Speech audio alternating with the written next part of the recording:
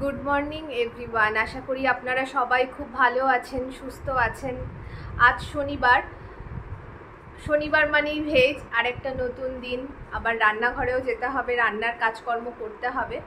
এখন 8:30 মতো বাজে, আর ঘুম থেকে উঠেছি একটু দেরি করি, 7:30টার দিকে ঘুম থেকে উঠেছি। এবার ওঠার পরে একটু চা খেলাম, চা খেয়ে ভাবলাম যে এবার রান্নাগুলো এক এক করে করবো।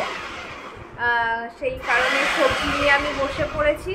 আর কালকে রাতের বেলা রাকেশ একটু বাজার গেছিলো, বাজার থেকে লাল শাক নিয়ে এসেছিলো। সেই লাল শাকটাও আমাদের এখন কোটার প্রসেস চলছে। আমি বলছি যে আমার ভালো লাগছে না, এতক্ষণ দাঁড়িয়ে দাঁড়িয়ে কাটতে ভালো লাগছে না, তাহলে কি করব। তা রাকেশ বলছে আমি মিক্সিতে কুটে দিচ্ছি শাকটা, চপারে কেটে দিচ্ছি, মানে মিক্সিতেই চপার সিস্টেম আছে, তাতে করে দিচ্ছি। যাই হোক, সেই শাকটাই এখন কাটার প্রসেসিং। এই চপারে চলছে, চপিং হচ্ছে শাকটা কাটা হয়ে গেলে শাকটাও করে নেব। এইদিকে নিয়ে বসেছি আমি ঝিঙেগুলোকে কাটলাম, এবার এই আলুগুলোকে কাটবো। আমি সোফাতে বসে বসেই আজকে সবজি কাটছি। আমার গরমে দাঁড়াতে ভালো লাগছে না, আমি ফ্যানের তলায় বসে করব।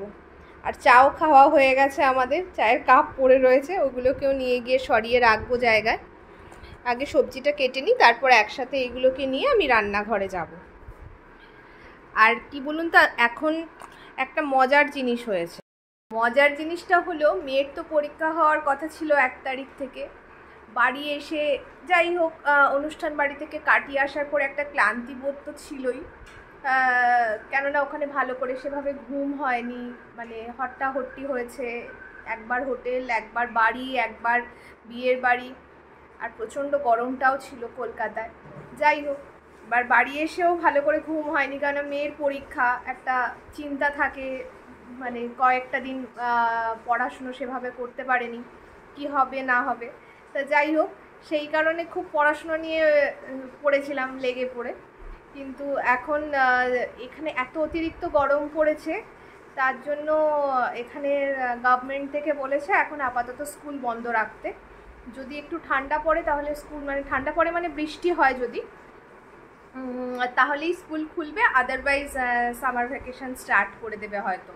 এখন জানি না, ওদের এমনি সামার ভ্যাকেশনের ছুটিটা পড়ার কথা ছিল 10 তারিখ হয়ে 11 তারিখ থেকে, মানে আর একটা উইক হাতে আছে। আর ওদের পরীক্ষার রুটিন ছিল 9 তারিখ পর্যন্ত।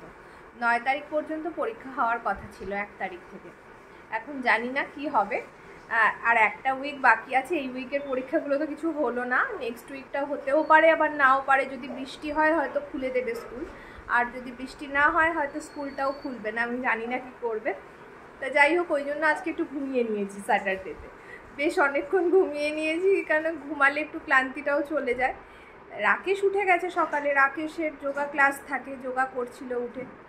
যাই হোক, তাই রাকেশ বলছি তুমি ঘুমিয়ে ঘুমিয়ে শরীর ফিট করো, আর আমি যোগা করে শরীর ফিট করি। হ্যাঁ করো, যার যেটা শ্যুট করে সেটাই করো। এই গরমের মধ্যে আর ভালো লাগে না, মানে যার গরম আর রোদ। আমি বলছি তো, আমার দিকে দেখছে রাকেশ বড় বড় করে চোখ, কেননা ভাবতেছি যে আমি এসব কী বলছি আপনাদেরকে, যোগা করলে ভালো লাগে না। না, আমি তা বলছি না, মানে আমার ভালো লাগে না, আমি সেইটাই বলছি।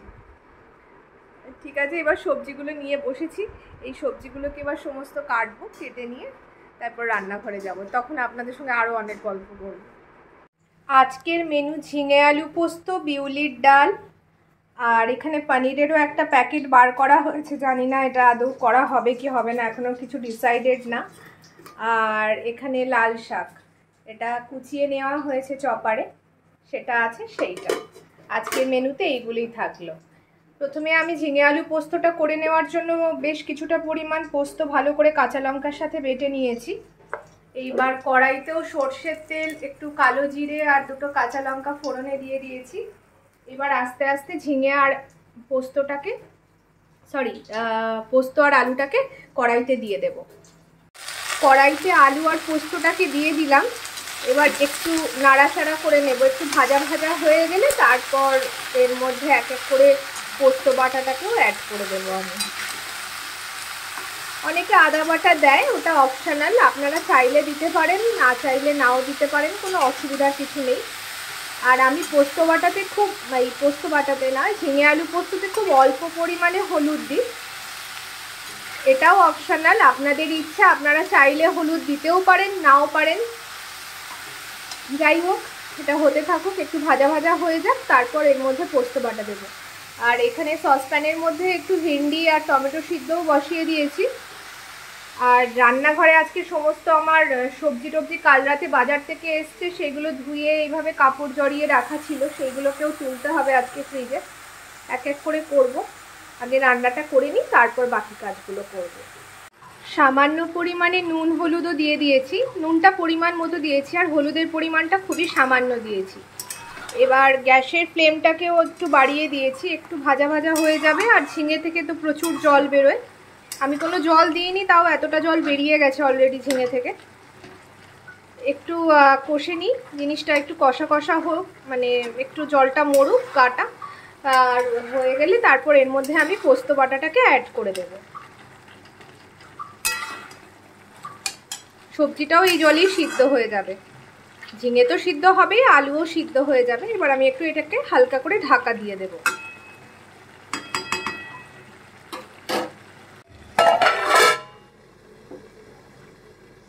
এখানে বিউলির ডালটা রেডি হয়ে গেছে, আর ঝিঙে আলু পোস্তটাকেও আমি নামিয়ে নিয়েছি। আর নামানোর পরে উপর থেকে একটু কাঁচা তেল ছড়িয়ে দিয়েছি আর দুটো কাঁচা লঙ্কা। রান্না কমপ্লিট হয়ে গেছে, ভাতটাও বসিয়ে দিয়েছি, আর মাসিও কাজে এসে গেছে। আজকে বাসনও বেরিয়েছে অনেকটা, এগুলোও এখন করবে, পরিষ্কার করবে। আর এক এক করে এবার আমিও স্নান করে নেব। পরে এই মেয়ের এখন ডান্স ক্লাস আছে, তাই বেরোচ্ছি। ওরা যাচ্ছিল প্রথমে দুজনে, তা আমিও ভাবলাম আমিও যাই, ঘুরে আসি। ঘরে থেকে কি করব, একা একা বোর লাগে। আর আগের উইকে কলকাতা থেকে আসার পরে সেভাবে কোথাও বেরোনোও হয়নি। আমার নিজের ভালো লাগার জন্য ভাবলাম যাই, একটু ঘুরেই আসি। চলুন, ও আস্তে আস্তে দরজা লক করে আসুক। চাবি নিয়েছিস তো? হ্যাঁ, দরজা লক করে গিয়ে ওদেরও পিক আপ করে নিলাম। টিউলিপ আর আংশিকাও চলে এসছে। এই যে টিউলিপ, আংশিকা, সবাইকে হাই করে দাও। ওরাও চলে এসছে, এবার সবাইকে নিয়ে একসাথে আমরা ডান্স ক্লাসের পথে।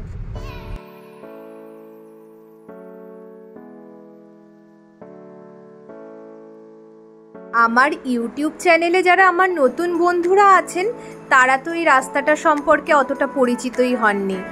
তাদের উদ্দেশ্যে আমি এই রাস্তাটার কিছুটা ছবি তুলে ধরলাম। আর এই রাস্তাটা দিয়ে আমি যখনই যাই, তখনই আমার অটোমেটিক্যালি ক্যামেরায় হাত চলে যায়, মনে হয় কিছুটা ভিডিও করি। রাস্তাটা এতটাই পরিচ্ছন্ন যেন মনে হয় ভিডিওয়ে থাকলে আমার ভিডিওটাও খুব দেখতে ভালো লাগবে। আর আপনারা একটা জিনিস কি লক্ষ্য করেছেন, রাস্তার দুই দিকে কতগুলো কৃষ্ণচূড়া গাছ, হলুদ ফুলে গাছগুলো যেন আলো করে রেখেছে, কি দেখতে ভালো লাগছে। আর নিচেও বিছিয়ে রয়েছে কৃষ্ণচূড়া ফুলগুলো, টুকটুক করে গাছ থেকে পড়ছে, যেন কি ভালো লাগা একটা অদ্ভুত। বসন্তের কিছু কিছু জিনিস মানুষের মনে দাগ কেটে যায়, তার মধ্যে এটা। বিষ্ণুপুরে এটা ফিটনেস জোন, এর মধ্যে নানান রকম জিমের ইনস্ট্রুমেন্ট রয়েছে। একটা পার্টিকুলার টাইমে এটা খুলে দেয়, সকাল বিকেল দুবারই খোলা থাকে, কিন্তু একটা টাইম মিনিমাম বাঁধা আছে ওদের। গল্প করতে করতে প্রায় পৌঁছে গেছি মেয়ের ডান্স ক্লাস। চলুন এবার আস্তে আস্তে ভিতরের দিকে যাব আমরা।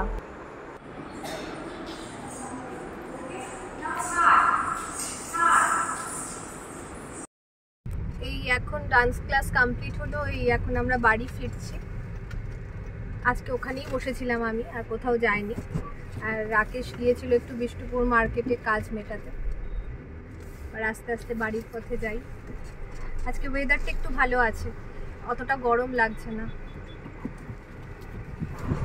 যখনই এই রাস্তা দিয়ে যাই, এই রঙিন চীনামাটির টবগুলো দেখতে আমার ভারী মজা লাগে, তাই ছোট্ট করে এরও কিছুটা ছবি আমি তুলে নিই আমার ফোনে। আর আমার ছোট ছোট ভালো লাগার মুহূর্তগুলোও আপনাদের সঙ্গে শেয়ার করতে আমার বেশ ভালো লাগে। আর এইদিকে একটা যাওয়ার সময় মজার জিনিস ঘটেছে।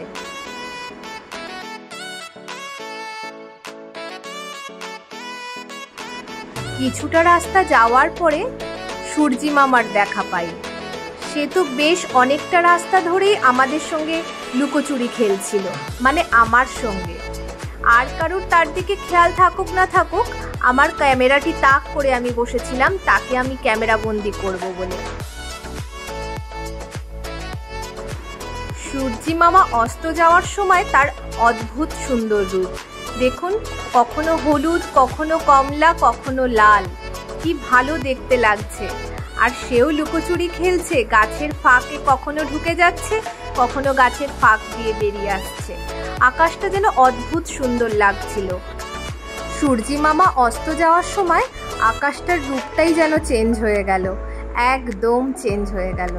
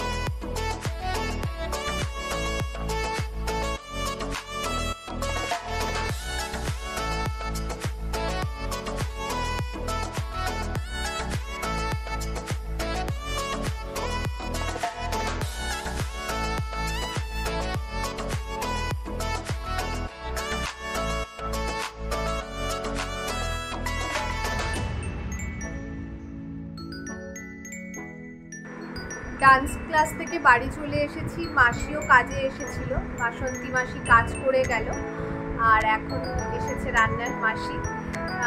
মাসিকে বলে আসলাম রাতে পরোটা বানাও আর কুমড়ো, ভেন্ডি, আলু দিয়ে একটা সবজি বানাও, এটাই হবে আজকে আমাদের ডিনারের মেনু।